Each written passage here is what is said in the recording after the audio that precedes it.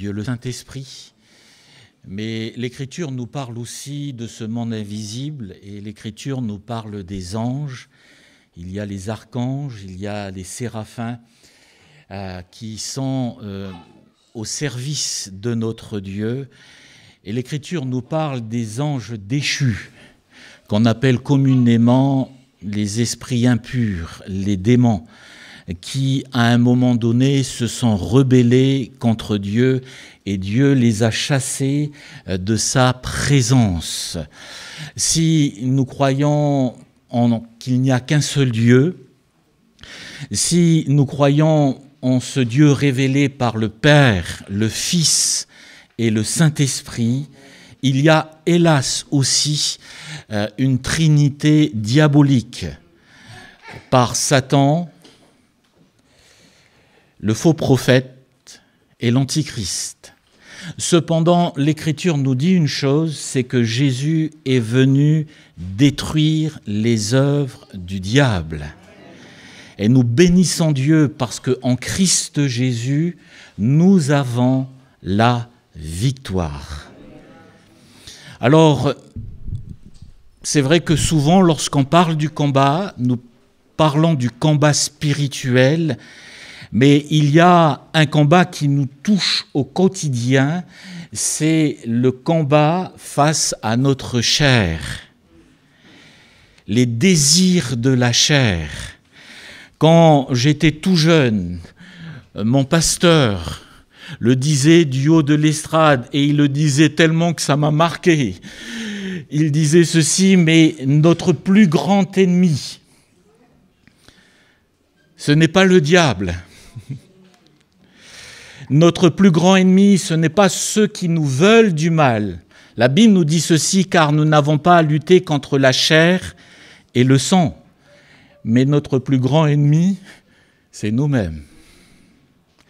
Et c'est pour cela que l'Écriture nous dit ceci, veille sur ton cœur plus que toute autre chose, car de lui viennent les sources de la vie. Et notez que lorsque Jésus parle du péché, il dit que c'est du cœur. C'est du cœur que viennent, hélas, eh bien, les mauvaises pensées, les meurtres, l'adultère, etc., etc. Je vous propose une lecture dans Galates, au chapitre 5, le verset 16 et le verset 17. Concernant le combat spirituel, dans Éphésiens chapitre 6, nous aborderons bien sûr les armes spirituelles, et cela se fera le jeudi, et à partir du mois de novembre. Paul dit ceci, « Je dis donc, marchez selon l'esprit, et vous n'accomplirez pas les désirs de la chair, car la chair a des désirs contraires à ceux de l'esprit, et l'esprit en a de contraires à ceux de la chair. Ils sont opposés entre eux, afin que vous ne fassiez point ce que vous voudriez. » Galates, au chapitre 2, et le verset 20. L'apôtre Paul dit ceci, « J'ai été crucifié avec Christ. Et si je vis, ce n'est plus moi qui vis, c'est Christ qui vit en moi. Je vis maintenant dans la chair, je vis dans la foi au Fils de Dieu qui m'a aimé et qui s'est livré lui-même pour moi. Amen. » Romains, au chapitre 6 et le verset 6, il est dit « Sachant que notre vieil homme a été crucifié avec lui, afin que le corps du péché fût détruit, pour que nous soyons plus esclaves du péché. Amen. » Alors, lorsqu'on parle des œuvres de la chair, lorsqu'on parle de ces luttes, de ce combat avec les désirs de notre chair, il est bon pour nous de nous rappeler une chose, de la position que nous avons en Christ. Pour comprendre le combat des œuvres de la chair, il faut comprendre notre position que nous avons dans le Seigneur Jésus-Christ. Quand l'apôtre Paul, dans Romains au chapitre 7, parle de l'homme d'une manière générale, il parle de l'homme irrégénéré. Souvent, lorsqu'on parle du combat avec notre chair, il y a parfois des situations où on dit « Ah, mais c'était plus fort que moi. Et je n'ai pas pu résister et j'ai péché. » Mais ce n'est pas de ma faute. Parce que l'apôtre Paul dit ceci dans Romains au chapitre 7. Il dit « J'ai le vouloir, mais non le pouvoir. Je veux faire ce qui est bien, mais c'est plus fort que moi. Je fais ce que je hais. J'ai le désir de plaire à Dieu, mais c'est plus fort que moi. Eh bien, mon cœur est tourné vers le péché. » Sauf que lorsque l'apôtre Paul parle de cette manière, dans Romains au chapitre 7, il parle de l'homme irrégénéré, c'est-à-dire de l'homme sans Christ. Notez que Paul dit ceci, « J'ai été crucifié avec Christ. » Le vieil homme a été crucifié, dans le sens où, lorsque nous lisons ces deux textes, une chose qui est mise en avant, c'est le fait qu'en Jésus-Christ, nous avons été délivrés. C'est une vérité de la parole de Dieu et Jésus n'est pas un menteur. Quand Jésus dit ceci dans Jean chapitre 8 et le verset 36, « Si donc le Fils vous a franchi, vous serez, j'allais dire un petit peu, mais on m'a devancé, vous serez réellement libre. » Qu'est-ce que ça veut dire? Ça veut dire que lorsque je suis face à mon péché, et l'Écriture nous dit ceci, que je suis amorcé par ma propre tentation, j'ai le pouvoir de dire oui, comme j'ai le pouvoir de dire non. Parce que le Seigneur Jésus m'a délivré du péché. Et je ne peux pas me cacher derrière.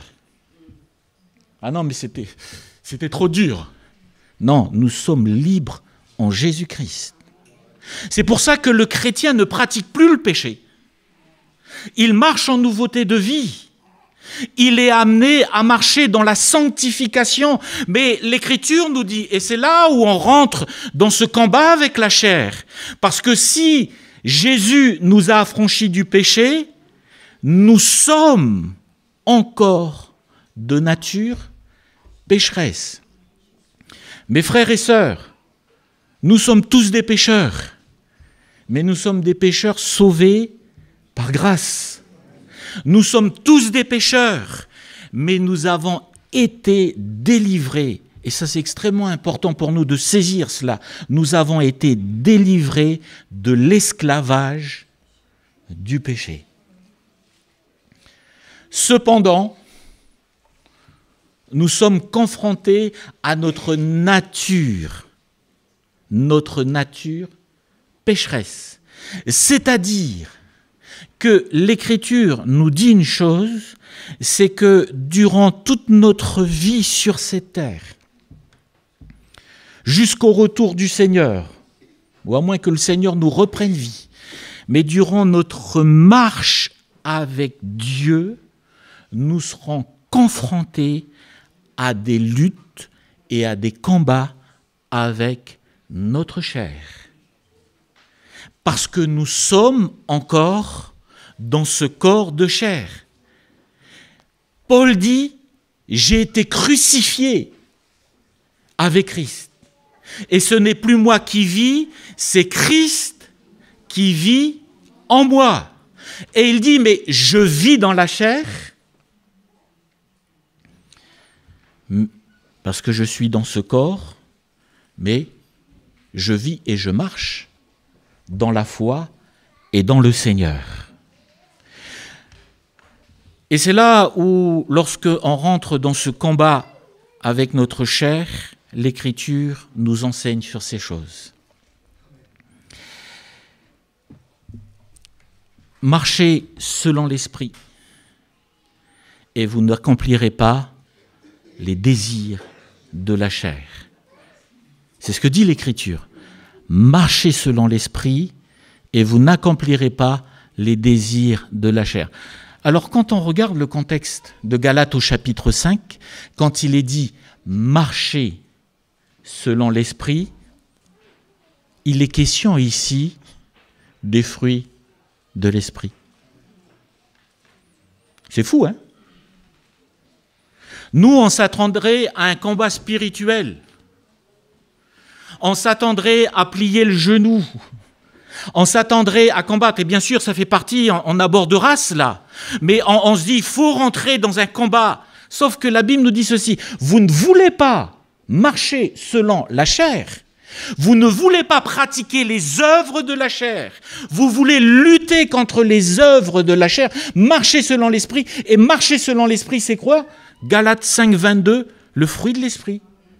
L'amour, la joie, la paix, la patience, la bonté, la bénignité, la tempérance. Vous êtes peut-être déçus ce matin. Mais on s'attendait à une démonstration de je ne sais pas quoi. Sauf que la Bible nous dit ceci, vous ne voulez pas marcher selon la chair, mais laissez le Saint-Esprit manifester en vous le fruit de l'Esprit. Quand on est face à une personne qui nous irrite, et que ça commence à monter, et à un moment donné, on dit merci Seigneur pour le fruit de l'Esprit qui est la tempérance, la maîtrise de soi. Mais c'est ça. Face aux œuvres de la chair, je vais manifester le fruit de l'Esprit.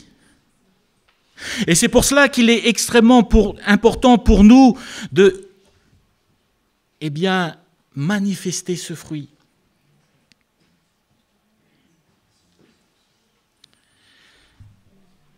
Notez ce qu'à un moment donné l'Écriture nous dit concernant Caïn. Dieu vient à sa rencontre.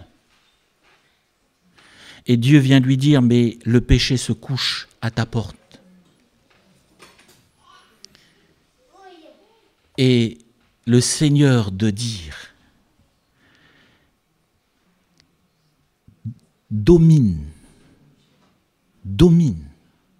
le péché se couche à ta porte et les désirs se portent vers cela, mais toi, domine. Et il rajoute, il le dit avant, si tu agis bien, tu relèveras ta tête. C'est-à-dire que lorsque nous sommes face à cela, ce que le Seigneur nous demande, c'est de laisser, et ça c'est dans notre quotidien, laisser le Saint-Esprit nous façonner et nous rendre semblables au Seigneur. Alors notez une chose, c'est que lorsqu'on est face à cela, il y a plusieurs choses qui se mettent en place. J'allais dire la première chose, la Bible nous dit ceci, veillez et priez, Matthieu 26 et le verset 41, afin que vous ne tombiez pas en tentation, l'esprit est bien disposé, mais la chair est faible. Face à la chair qui est faible, il est dit veillez et priez. Et pourquoi il est nécessaire pour nous de prier? Pourquoi est-il nécessaire pour nous de rechercher la face de Dieu? Parce que lorsqu'on recherche la face de Dieu, on est face à cette réalité où le Seigneur va venir et le Seigneur va nous fortifier. Quand Jésus est à Gethsémanée, il invite ses disciples à veiller et prier. Mais Jésus est dans une situation où il sait très bien que sa chair est dans une situation de faiblesse. Mais dans cette situation de faiblesse, la prière, c'est quoi? C'est rechercher la présence de Dieu. Rechercher la présence de Dieu pour que le Seigneur vienne et nous fortifie. Quand Jésus est en train de prier, il y a ce combat avec sa chair, parce qu'il est aussi le Fils de l'homme. Jésus n'a jamais péché, mais il a été, nous dit l'Écriture, confronté à la tentation. Et quand il est à Gethsémane, il est là et il prie. Il y a un combat. Seigneur, s'il est possible que cette coupe s'éloigne de moi, les désirs de la chair. Et tout de suite, il se reprend. Mais toutefois, non pas ma volonté, mais ta volonté. Face au combat, face aux œuvres de la chair, mes frères et sœurs, nous avons besoin de rechercher la présence de Dieu. Nous avons besoin de venir au Seigneur pour dire au Seigneur, mais Seigneur, je suis faible, j'ai besoin de toi. Dans la prière du Notre Père, il est dit, mais donne-nous notre pain quotidien. Aide-nous à pardonner. Et pardonne nos offenses, mais nous aussi à pardonner. Mais il est dit aussi, ne nous induis pas en tentation, mais délivre-nous du mal. C'est-à-dire que la prière va être nécessaire pour nous, parce qu'on vient dans la présence de Dieu. Et venir dans la présence de Dieu, c'est laisser le Seigneur nous fortifier. Et vous savez, mes frères et sœurs, quand on dit « ne nous induis pas en tentation », on se retrouve dans ce cas de figure où on a besoin de dire « Seigneur, ma chair est faible, que celui qui est debout prenne garde de tomber. » Mais quand ma chair est faible, ne permets pas, quand ma chair est faible, de me retrouver face à la tentation. Parce que si je suis, quand ma chair est faible, face à la tentation, je vais succomber. Ne nous induis pas en tentation, mais délivre-nous du mal. Et c'est nécessaire de prier dans ce sens. Il est nécessaire pour nous, face à cela, de chercher la grâce de Dieu, de chercher la présence de Dieu, de laisser le Seigneur nous fortifier, de laisser le Seigneur nous mettre à l'écart et nous donner la victoire face à cela. La deuxième chose, c'est veiller. Et quand on va veiller, mes frères et sœurs, on va s'examiner. Dans 1 Corinthiens au chapitre 11, il est dit ceci, que chacun s'éprouve soi-même.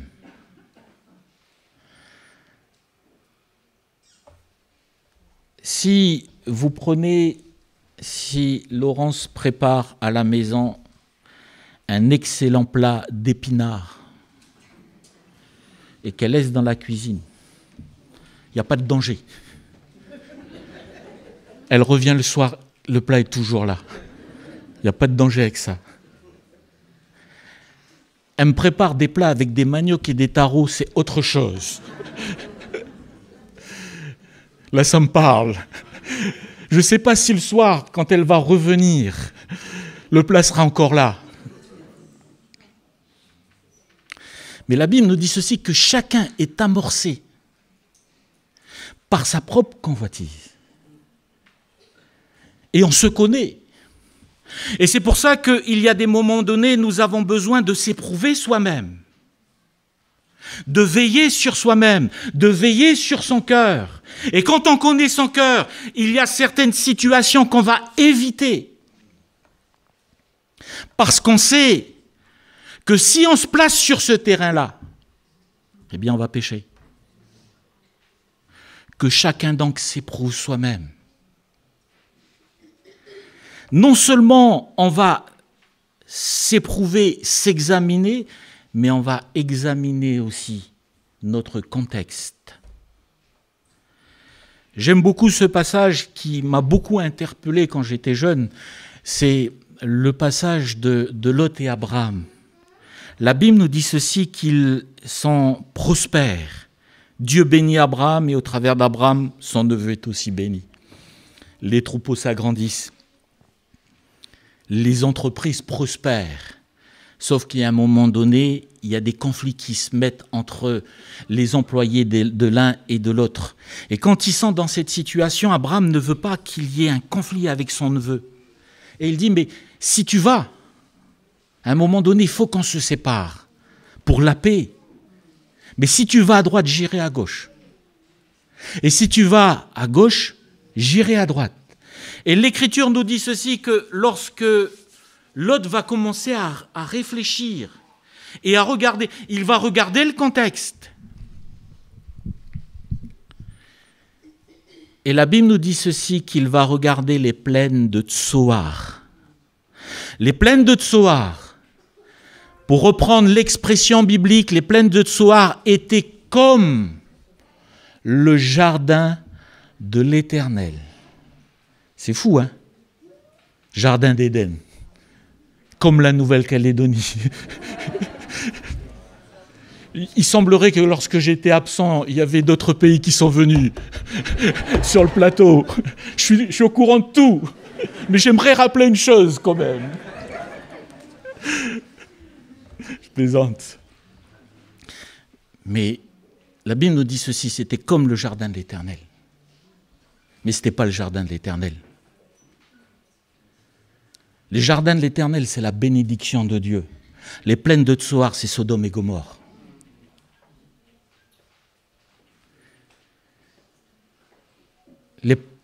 Le jardin d'Éden, c'est la paix de Dieu, c'est la présence de Dieu.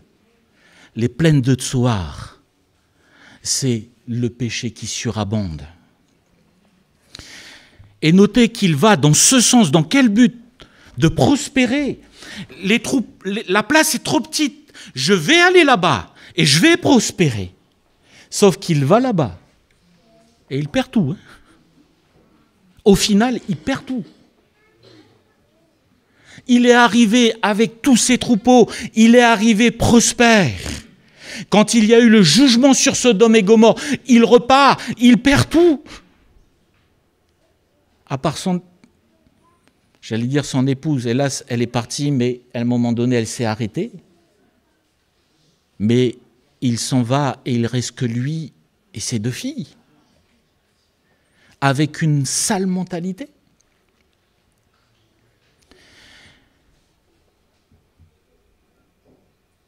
Face au combat de la chair, mes frères et sœurs, on a besoin aussi à un moment donné de regarder son contexte.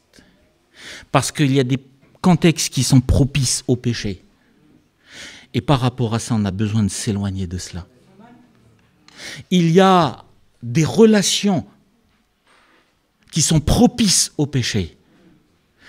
Et nous avons besoin à un moment donné, je ne dis pas qu'il faut aller vivre en Antarctique hein, ou en Amazonie, mais on a besoin de faire le tri.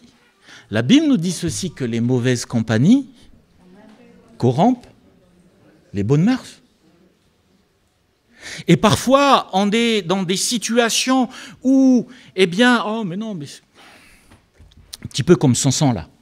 Vous savez, Samson, je m'en sortirai. Hein. Pas grave, oh. On joue avec le péché. Hein. Je m'en sortirai encore. Il ment, c'est pas grave. Il joue avec ça, il taquine. Mais je m'en sortirai encore.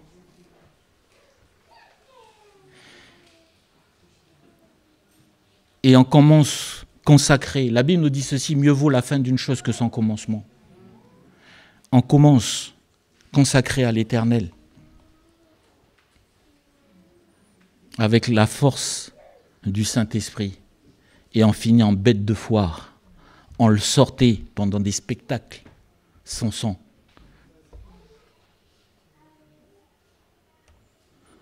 On commence avec un cœur pour Dieu. Quand on regarde Salomon, quand il fait cette prière, il ne pense pas à lui. Il ne pense pas à lui.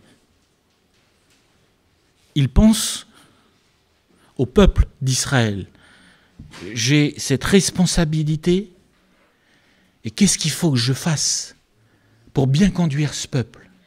Et là, elle dit, Seigneur, donne-moi ta sagesse. Il commence à rechercher la face de Dieu et à mettre le nom de l'Éternel au-dessus de tout. C'est lui qui dit, mais les cieux des cieux ne peuvent le contenir. En parlant de Dieu. Et au final, il termine idolâtre.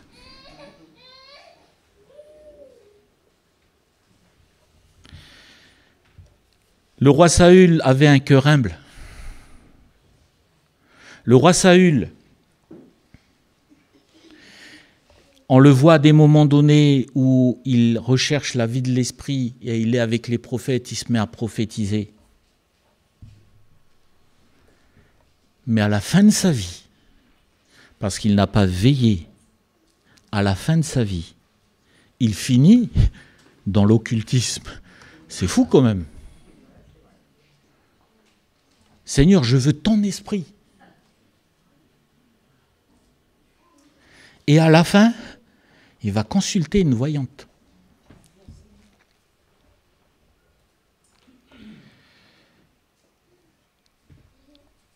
Nous avons besoin de veiller sur nos vies. Nous avons besoin de veiller sur notre cœur. Et à un moment donné, s'examiner, c'est faire le nécessaire pour que la vie de Dieu coule et coule en abondance. Nous sommes aujourd'hui dans une société où on fait très attention à notre corps. Je ne me trompe pas, hein. Je ne suis pas encore devenu végane, mais on fait très attention à notre santé. On fait attention à ce qu'on mange. On fait attention peut-être à sa santé physique, on va faire de la marche, on va faire du sport, etc. On fait attention et c'est une bonne chose. Mais parfois, on néglige notre âme. Et il n'y a pas cette exigence-là qu'on a avec notre corps pour notre âme. On est prêt à regarder tout et n'importe quoi. C'est pas grave. On est prêt à tolérer certaines choses. C'est pas grave. Mais au niveau de notre corps, on fait attention. Mais on ne veille pas sur son âme. C'est pas grave, le Seigneur pardonne. Hein? Et on se permet des choses. S'examiner, c'est à un moment donné prendre des décisions tranchées pour son contexte, pour sa vie, et faire le nécessaire pour marcher en nouveauté de vie. Je me rappelle d'un frère qui rendait témoignage, excusez-moi si je suis un peu cru ce matin, et ce frère disait, mais j'ai un problème avec la pornographie. Et il a dit, mais ça n'a pas été compliqué. J'ai pris mon portable, j'ai demandé à mon épouse de mettre le truc parental, je ne sais pas quoi là, avec elle seule à le code. On a pris l'ordinateur, on a mis l'ordinateur de façon que ça soit visible à la maison. Et pareil, on a fait le nécessaire et elle seule a le code pour, si, en cas où, que peut-être que... Mais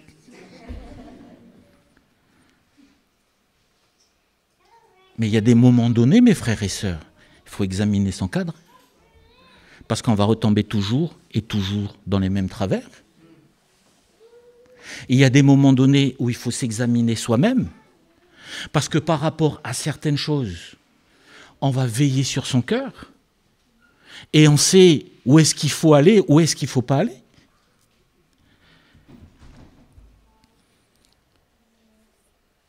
L'apôtre Paul dit ceci, « Je traite durement mon corps et je le tiens assujetti, de peur qu'avoir prêché aux autres, je sois moi-même disqualifié. Je termine. Si on rentre, mes frères et sœurs, dans un combat avec notre chair, c'est qu'il y a une finalité. Et la finalité, c'est quoi? C'est la vie éternelle. Je traite durement mon corps et je le tiens assujetti de peur qu'avoir prêché aux autres, je sois ensuite moi-même disqualifié. L'espérance céleste. Et j'aime beaucoup ce passage de la Bible, et je conclus avec cela, où l'apôtre Paul dit ceci à un moment donné, j'ai combattu. Il a fallu à un moment donné que je combatte. Mais j'ai combattu le bon combat. J'ai achevé ma course. Il sait que maintenant, il va rentrer dans la présence de Dieu. J'ai achevé ma course. J'ai gardé la foi. Mais notez, j'ai combattu. Qu'est-ce qui va se passer maintenant? Et il dit, désormais, la couronne de justice m'est réservée. Mes frères et sœurs, c'est pour ça qu'on tient notre corps assujetti. C'est pour ça qu'on veille sur notre cœur. C'est pour ça que lorsqu'on marche avec le Seigneur, oui, on a des combats, oui, on a des luttes, mais on veut compter sur la grâce de Dieu. Pourquoi? Non pas parce que c'est par nos œuvres que nous sommes sauvés, loin de là. Mais nous voulons marcher dans la sanctification pour qu'à un moment donné, qu'on puisse dire, mais j'ai combattu le bon combat. Et maintenant, désormais, la couronne de justice m'est réservée. Mes frères et sœurs,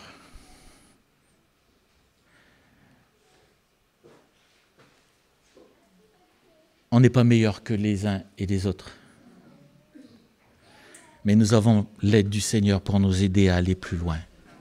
Et à chaque fois que vous prenez des victoires, bénissez le Seigneur.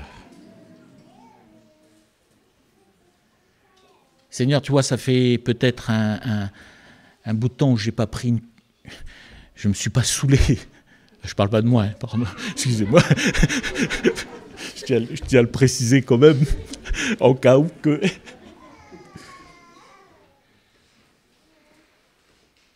Mais au bout d'un mois, Seigneur, tu as vu, il y a eu des difficultés, j'ai eu un coup de stress, j'ai beaucoup de problèmes et j'ai attrapé une bouteille et j'ai attrapé une deuxième. Seigneur, pardon.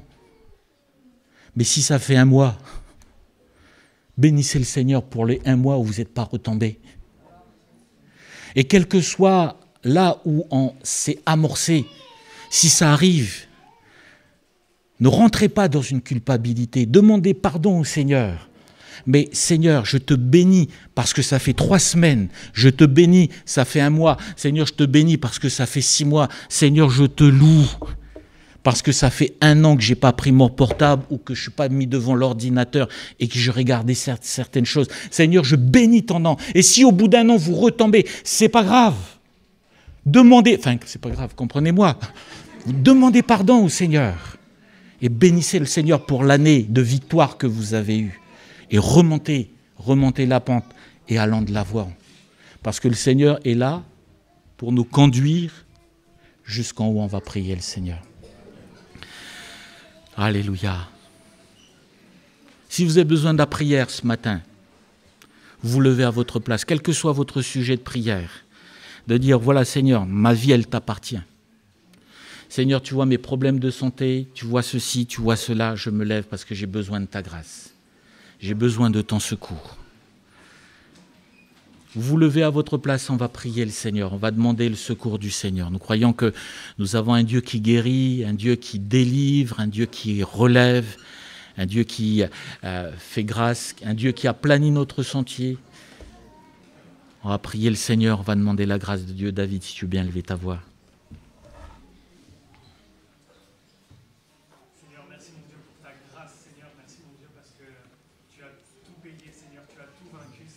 Seigneur, nous avons cette assurance, Seigneur, d'un secours. Seigneur, en toi, nous avons cette assurance, Seigneur, que que tu es là à côté de nous, Seigneur, et tu prends, Seigneur, nos besoins, Seigneur, et tu es attentif, Seigneur, à chacune, Seigneur, des moments, Seigneur, dans lesquels nous passons, Seigneur, et Père éternel, merci mon Dieu, parce que tu es prêt, Seigneur, à nous secourir, Seigneur, à nous tendre ta main, Seigneur.